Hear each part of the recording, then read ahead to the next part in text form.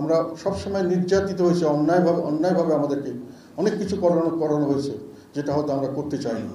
বিভিন্নভাবে আমাদেরকে নিষ্পেষণ করা হয়েছে।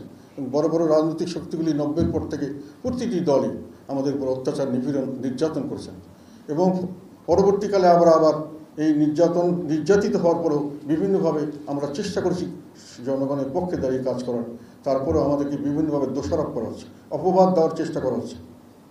আমি জানি না আমাদের কোনো কাজে যদি কেউ কোনো সময় মনোকষ্ট নিয়ে থাকেন, হয়তো আমাদের ভুল হতে পারে, আপনারা আমাদের ক্ষমা করে দেবেন। তবে একটা কথা মনে রাখবেন যে আমরা সবসময় আপনাদের পাশে ছিলাম, সবসময় পাশে থাকব। ঢালাইয়ে দৃঢ়তা, নির্মাণে নিশ্চয়তা।